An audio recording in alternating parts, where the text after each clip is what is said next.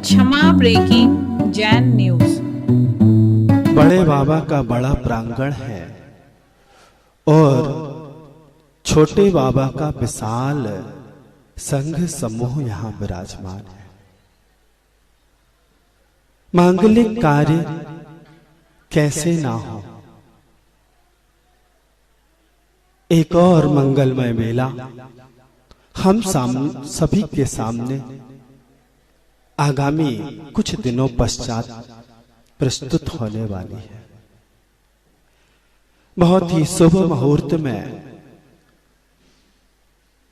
उत्तम बेला में हम अपने पूज्य आराध्य गुरुदेव जिन्होंने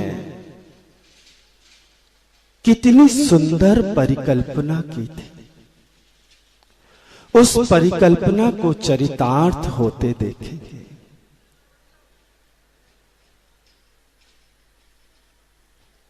आचार्य भगवान के आशीर्वाद से एक नहीं, दो नहीं, तीन नहीं, 10 नहीं, लगभग 20 से 21 ऐसे भव्य जिनालय जिनमें वह सुंदर मनोहारी युवा अवस्था की, किशोर अवस्था के जिन बिंब प्रतिष्ठापित होंगे, और एक नहीं, दो नहीं, 100 नहीं, 500 नहीं, 1008 जिन बिंब का वह विशाल जिनालय गगनचुंबी पाषाण से निर्मित गुरु जी की परिकल्पना चरितार्थ होती हुई दिख रही है। भले कुंडलपुर के बड़े बाबा के इस सहस्त्रकूट जिनालय के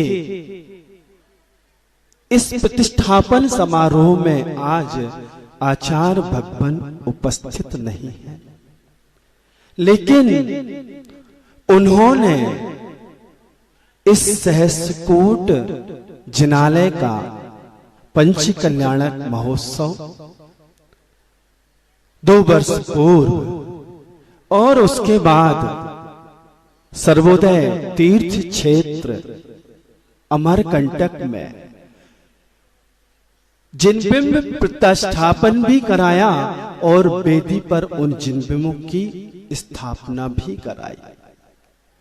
उस समय पर आचार्य भगवान अत्यधिक अस्वस्थ थे,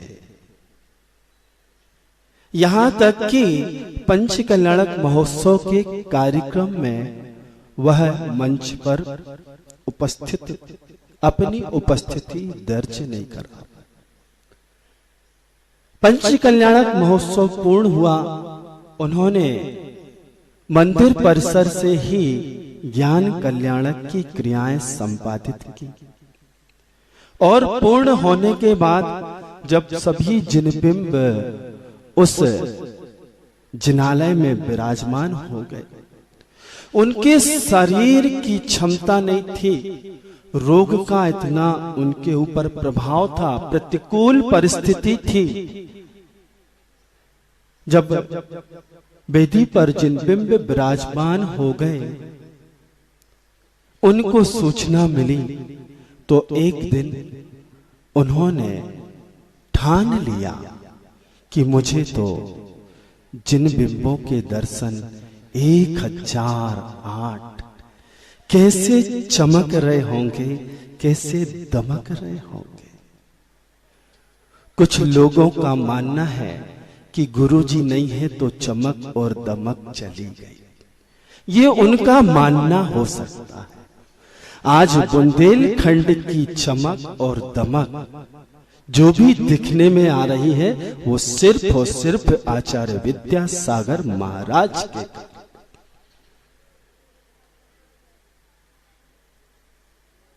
आचार्य भगवान की परिकल्पनाएं, उनके वह अद्वितीय अद्भुत, ऐसा लगता है उनकी सोच कितनी दूरगामी थी। निश्चित वह जीव, इसमें कोई दो मत नहीं कि वह भव्य था।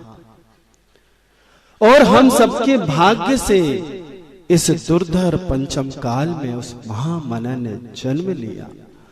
पूर्व भाव का भी वह जीव निश्चित स्वर्गों से ही चय करके यहां आया होगा, और उन्होंने उस भाव में जो अकृत्रिम जिनालियों की वंदना की होगी, नंदीश्वर दीप आदि जिनालियों की जो वंदना की होगी, निश्चित उनके जाति स्मरण में वह सब झलक रहा होगा, और उसी का प्रतिफल है कि आज वह जैनत्व को इतनी बड़ी धरोहर आचार्य भगवान ने मूक माटी महाकाव्य में बहुत सुंदर पंक्तियों का प्रयोग किया।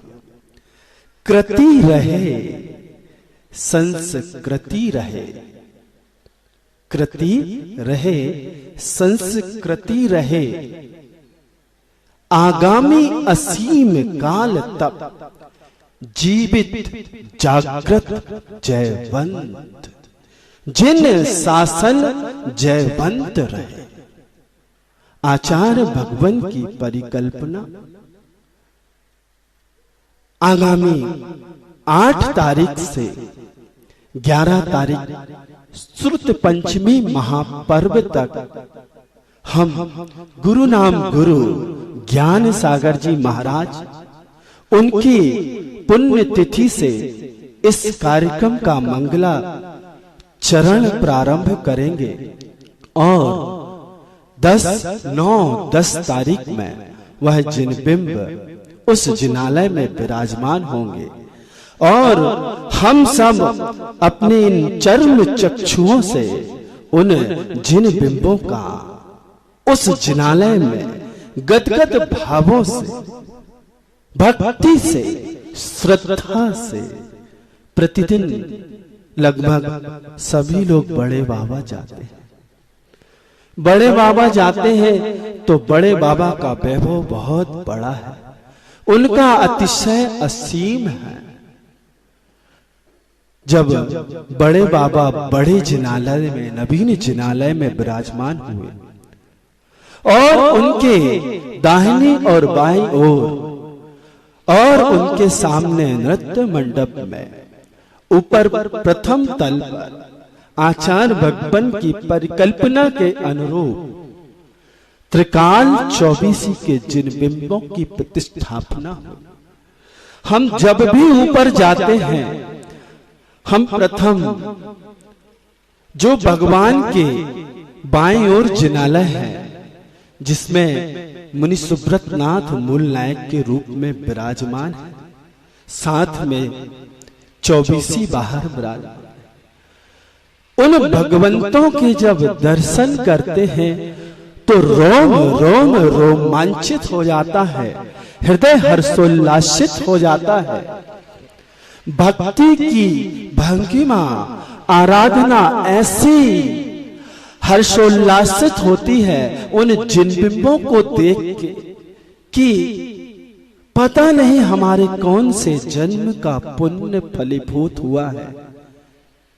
हम ऐसे जिन बिंबों का, ऐसे जिनालियों का जो आगामी असीम काल तक जीवित रहेंगे, जागृत रहेंगे, जिन शासन को जयवंत करेंगे, आचार्य महाराज ने वो सोपान हमें दिया। आचार्य भगवान की भक्ति अपने गुरु के प्रति, गुरु नाम गुरु ज्ञान सागर के प्रति, और आचार्य भगवान की भक्ति बड़े बाबा के प्रति, इन दो भव्य आत्माएं, उन भव्य आत्मा ने उन बड़े बाबा और आचार्य ज्ञान सागर की जो भक्ति अपने जीवन में की, मुझे तो नहीं लग सकता कि हम लोग ऐसी भक्ति कर पाएंगे या हमारी ऐसी सामर्थ्य है। भक्ति के लिए हनुमान प्रसिद्ध हुआ, नल नील प्रसिद्ध हुए, उन्होंने राम की भक्ति। कितनी भक्ति, भक्ति की पराकाष्ठा, भक्ति के लिए एकलव्य प्रसिद्ध हुआ। ये तो पुरातन उदाहरण है। वर्तमान काल में यदि भक्ति के लिए किसी का नाम लिखा जाएगा, समर्पण के लिए किसी का नाम लिखा जाएगा, तो वो शिष्य विद्यासागर का लिखा जाएगा, अपने गुरु ज्ञान सागर के प्रति। वह छोटे बाबा विद्यासागर जी का नाम लिखा जाएगा, बड़े बाबा के प्रति। भक्ति कैसी होती है? भक्ति में वो शक्ति होती है। भक्ति की भक्ति, आत्मा की शक्ति कभी सो ना सकती। अपनी भक्ति को जागृत करो। एक और भक्ति का अवसर हम सबके सामने आगामी दिनों में प्रस्तुत होने वाला है। हम सब मिलकर के ऐसे भक्ति से, ऐसे भावों से, पूजन विधान यज्ञ के माध्यम से उन जिन बिंबों का प्रतिष्ठापन देखेंगे। हम सब तो यहां से देखेंगे। आचार्य महाराज ने जब वह प्रतिष्ठापन महोत्सव संपन्न हुआ अमरकंटक सर्वोदय का, तो एक दिन अपने संघ में जितने साधु थे उनके साथ उस समय पर संघस्थ साधुओं से कहा कि मुझे जिनालय के दर्शन करना है, सहस्रकूट के दर्शन करना है, 1008 जिन बिंबों की वंदना करनी है। मुनि महाराजों ने निवेदन किया, आग्रह किया, भगवान आपका स्वास्थ्य प्रतिकूल है, आप 10 कदम चलने की स्थिति में नहीं हैं। वैद्यों ने आपके लिए विश्राम बोला है, आराम करने बोला है। अभी आपको अपने शरीर को इतने कष्ट नहीं देना है। आपके शरीर की क्षमता अभी इस योग्य नहीं है। लेकिन विद्यासागर तो विद्यासागर थे, जो ठान ले, जो मन में संकल्प ले ले, जो ठान ले, इच्छा शक्ति के धनी थे, आत्मबल से लवरेश थे। कभी उन्होंने किसी चीज में हार नहीं मानी। ये तो शरीर है, ये तो छूटेगा, मैं इसके कारण इतने महान कार्य से वंचित रह जाऊं। महाराजों ने कहा, अभी जमे नहीं हैं, अभी प्रतिष्ठित नहीं हुए हैं, अभी रोड बन रही है, अभी ये हो रहा है, लेकिन बाबा तो बाबा है। धूप लगे ना ठंड, जय बाबा बुंदेलखंड की उपाधि से विभूषित आचार्य विद्यासागर महाराज, और उनको आप बताने का, समझाने का प्रयास कर रहे हैं। और बाबा ने ठान ली तो ठान ली। और बाबा एक दिन जब कोई नहीं था, थोड़ा यहां वहां हुए महाराज, वो पिछी उठाई और चल दिए। धीरे धीरे चल करके सहस्रकूट तक पहुंच गए। आपका और हमारा स्वास्थ्य उस तरह से प्रतिकूल होता तो हम अपने कक्ष से बाहर नहीं निकल पाते। पास में ही आहार की व्यवस्था कराई जाती। ऐसी स्थिति में गुरुदेव सने सने बढ़ते हुए उस सहस्रकूट तक पहुंच गए। और सहस्रकूट में पहुंचने के बाद पीछे से महाराज लोग भी पहुंच गए। उन्होंने बहुत निवेदन किया, नहीं, दर्शन तो करना है। दर्शन की महिमा अद्भुत है, अचिंत्य है। जिन बिंब दर्शन से निधत्ति और निकाचित कर्म भी क्षय को प्राप्त होते हैं, ऐसा आचार्यों ने आगम ग्रंथों में उल्लेखित किया है। और महाराजों ने सोचा कि चलो ये पहली मंजिल के ही दर्शन कर ले। बाबा तो बाबा है, ठान लिया तो ठान लिया।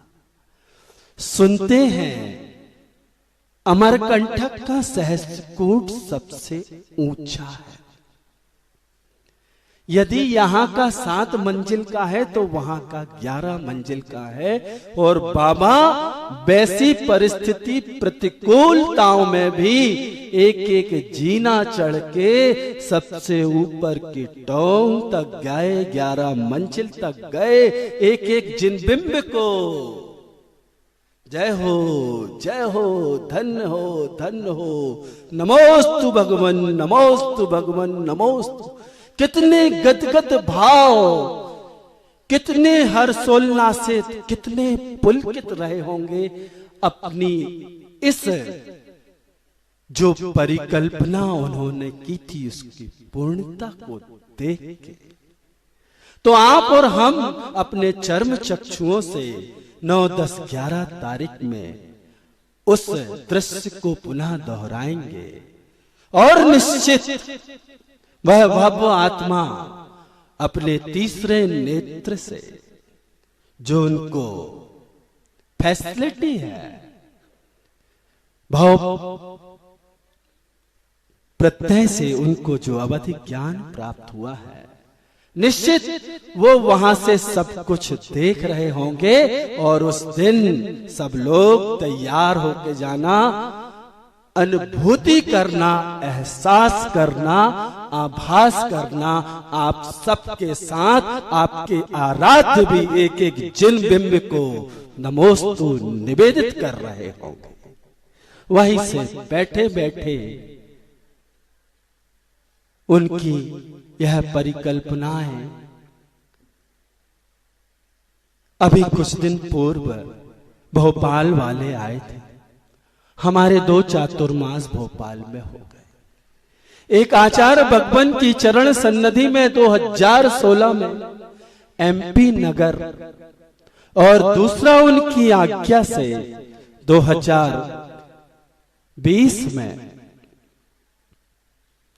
चौक भोपाल में। उनकी आज्ञा से संपूर्ण भोपाल का परिभ्रमण किया, जिनालय जिनालयों की वंदना की और जिनालय जिनालय से उस एमपी नगर के अद्वितीय अनुपम जिनालय से जन जन को जोड़ा। उनकी आस्था और श्रद्धा और भक्ति जागृत करके तो भोपाल वाले उस दिन आए थे। कहने लगे, महाराज क्या अद्वितीय परिकल्पना है गुरु भगवान की। जब आप गए थे तो ध्यान केंद्र और उसके ऊपर प्रथम तल बना था। अब दूसरा तल पूर्णता की ओर है और तीसरे तल का काम लग चुका है। और अब ऐसा अद्भुत दृश्य लगता है, ऐसा अद्भुत दृश्य लगता है कि हम लोगों ने तो सोचा भी नहीं था कि हमारे भोपाल में इतनी अद्भुत कृति बने। अभी वह जिनालय पूर्णता को प्राप्त नहीं हुआ और श्रावक उस जिनालय को देख के गद गद। जैन तो क्या, जैनेतर भी उनके पास आकर के बोलते हैं कि भैया क्या बना रहे हो आप लोग। आने वाले काल में वह भोपाल का सर्वोत्कृष्ट दर्शनीय स्थल होगा, मध्य प्रदेश की राजधानी का। ऐसे ही चाहे विदिशा, चाहे रामटेक, चाहे नागपुर, जो जो जिनालय पूर्णता की ओर है, अभी कल नहीं परसों सागर वाले सब लोग गुरु जी की सोच को सोच करके हैरान है कि आखिर ये बनवा क्या गए भगवान। ऐसे सुंदर जिनालय ये है कृति, कृति रहे संस्कृति रहे। ये जिनालय जैनत्व के संप्रवाहक है, ये जैनत्व की ध्वजा है। ये आगामी असीम काल तक जीवित रहेंगे, जयवंत रहेंगे और इनके माध्यम से यह संस्कृति प्रवाह को प्राप्त हो। इनके अंदर भक्ति करके, आराधना करके लाखों करोड़ों जीव सम्यक दर्शन की प्राप्ति करेंगे। कितने साधक साधिकाएं आकर के इसमें हजारों वर्ष तक अपनी साधना संपन्न करेंगे। ऐसे सोपान, ऐसे अद्भुत अद्वितीय प्रकल्प हमारे आचार्य महाराज इस समाज को दे गए। तो बात भक्ति की है, हम सब लोग बहुत भक्ति के साथ भक्ति करेंगे। एक सुंदर सूत्र, श्रद्धा का सेतु। श्रद्धा का सेतु श्रद्धे श्रद्धालु की, श्रद्धे श्रद्धालु की दूरी पाटता। श्रद्धा का सेतु श्रद्धे श्रद्धालु की दूरी पाटता, अर्थात पाटता अर्थात समाप्त करता, सेतु अर्थात पुल। हमारे अंदर भक्ति हो, हमारे अंदर श्रद्धा हो, हमारे अंदर विश्वास हो, हमारे अंदर आस्था हो अपने आराध्य के प्रति, अपने श्रद्धेय के प्रति। लोग कहते हैं महाराज सब कुछ है लेकिन अब वो चमक और दमक नहीं बची। मैं कहता हूं ये आपकी सोच हो सकती है। आपने सोच लिया कि आचार्य विद्यासागर महाराज नहीं है। मैं तो अभी तक ये स्वीकार नहीं कर पा रहा हूं। मेरे गुरु से मैंने यही सीखा है कि गुरु तो हमारी आत्मा में वास करते हैं, गुरु तो हमारी रग रग में बसते हैं, गुरु तो आज भी जीवित हैं, गुरु तो आज भी जयवंत हैं।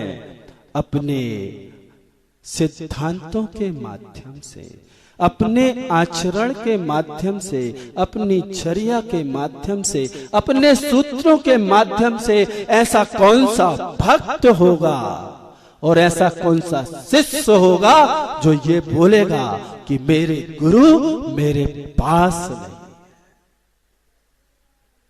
ना मैं स्वीकार करता हूं और ना करूंगा। मेरी आत्मा के रग रग में विद्यासागर का वास है। बिना विद्यासागर जी के एक कदम नहीं चल सकता। गुरु जी ने एक बहुत सुंदर सूत्र लिखा अपने गुरु के लिए। एक घटना याद आ रही, सुनाए। रेवती रेंज की बात है, यही समय था, लॉकडाउन था, जल्दी सुनाऊं। और आचार्य ज्ञान सागर जी का पुण्यतिथि दिवस पड़ा। सुबह सुबह महाराजों ने याद दिला दिया आज 54वां पुण्यतिथि दिवस है। तो आचार्य महाराज ने बहुत सुंदर जवाब दिया। गुरुजी के जवाब हमेशा लाजवाब होते थे।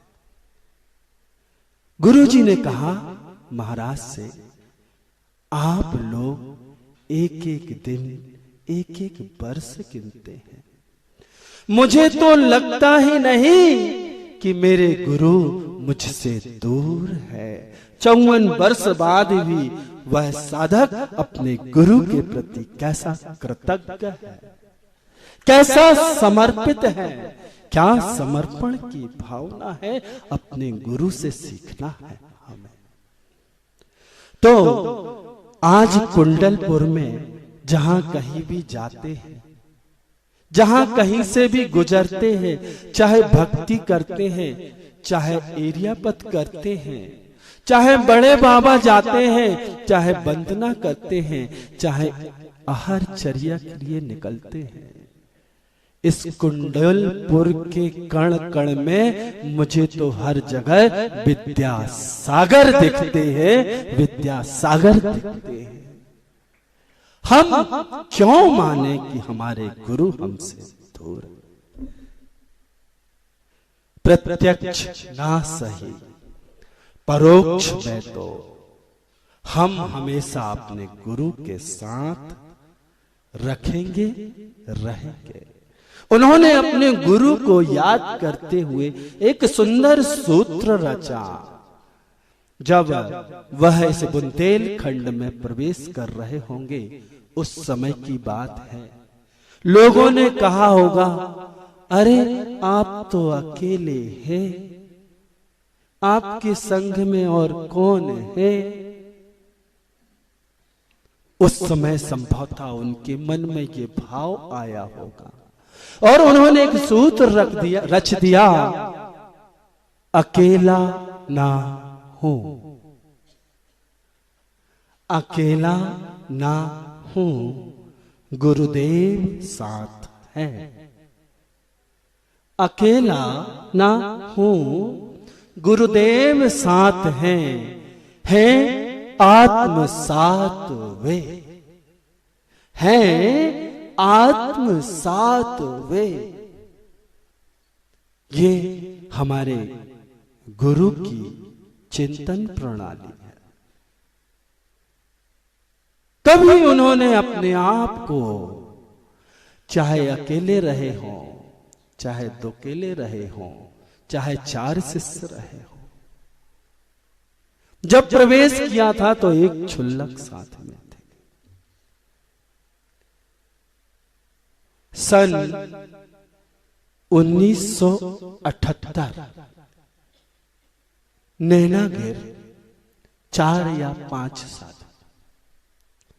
और 10 वर्ष में आमूलचूल परिवर्तन हुआ। सन 1987 नैनागिर 40 से 45 साल। ये किसका प्रभाव था? उनके आचरण का, उनके चारित्र का, उनके व्यक्तित्व का। आबाल वृद्ध दीवाना था। किसका? विद्यासागर का। पैदा हुआ बच्चा, अबोध बालक शिशु, अभी 6 महीने का है, 8 महीने का है, 9 महीने का है। बुंदेलखंड के संस्कार कैसे परिवर्तित हुए, उस एक भव्य आत्मा के माध्यम से वो बताने का प्रयास कर रहा हूं कि अभी वो बोल नहीं पा रहा है, 8-9 माह का है और उसकी मां कहती है, बेटा बता आचार्य श्री कहां है? तो वो कहता है वहां है। उसने देखा नहीं, उसने कभी दर्शन नहीं किए। ये संस्कार उसको गर्भ से, जन्म से मिले। ये परिवर्तन इस बुंदेलखंड की माटी में करने वाले वो संत विद्यासागर जी महाराज, उन्होंने अपना पूरा जीवन, लगभग 7-8 वर्ष ही राजस्थान को मिले होंगे। उसके बाद उनका प्रवेश बुंदेलखंड में हुआ तो ये मध्य भारत फिर उनकी पद रज से ही पवित्र होता रहा। हम सबके सामने ये 6 दिवस भक्ति के लिए आ रहे हैं। हम सब आचार्य भगवान समय सागर जी की सत्संग सानिध्य में इस महामहोत्सव में शामिल होकर के इस महोत्सव की साक्षी बनेंगे आचार्य समय सागर जी महाराज। बहुत कुछ कहना है, समय आपका हो रहा है। समय की अपनी सीमाएं और मर्यादाएं हैं। समय शब्द जो है ना, उसके 3 अर्थ होते हैं। एक होता है समय अर्थात आगम, दूसरा होता है समय अर्थात काल।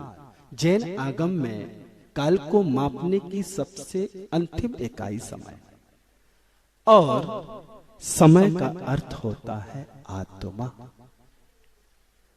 तो समय का उपदेश है,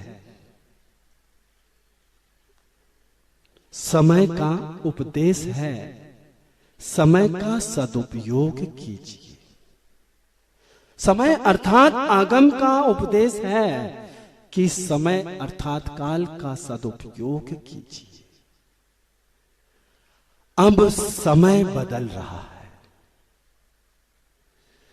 समय प्रवाहमान है, और हम सबका लक्ष्य समय की उपलब्धि है। आत्मोपलब्धि ही हम सबका लक्ष्य है।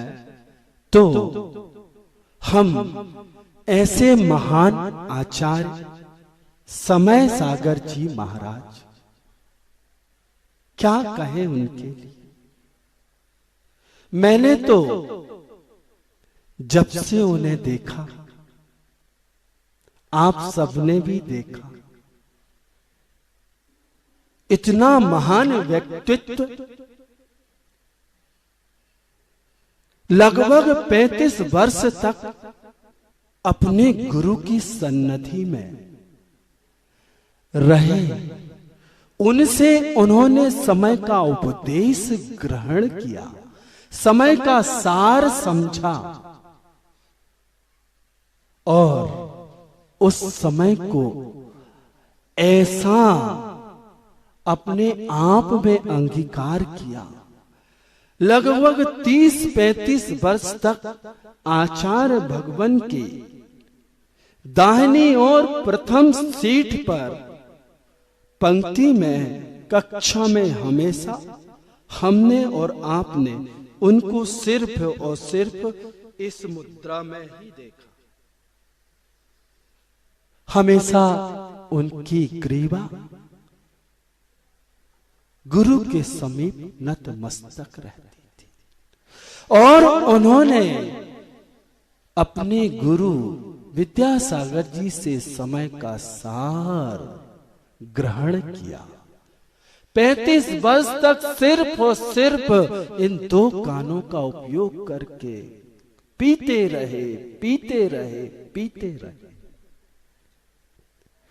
2014 में विदिशा चातुर्मास के बाद आचार्य भगवान ने उनको पृथक संघ, उपसंघ के रूप में संघ की व्यवस्था के अनुसार विहार कराया। उसके बाद लोगों ने जाना कि ये बोलते भी हैं। उन्होंने जो 35-40 वर्ष तक ग्रहण किया, अंगीकार किया, उस जिनवाणी माता में डूबे रहे, अब वो मिल रहा है प्रसाद। किसका, किसने डाला? हमारे गुरु ने डाला। वो गुरु का प्रसाद अब रोज बंट रहा है, कौन कितना ग्रहण कर पा रहा है। तो उन्होंने 35 वर्ष तक सिर्फ सुना। कितना गंभीर, कितनी क्षमता, धन्य है।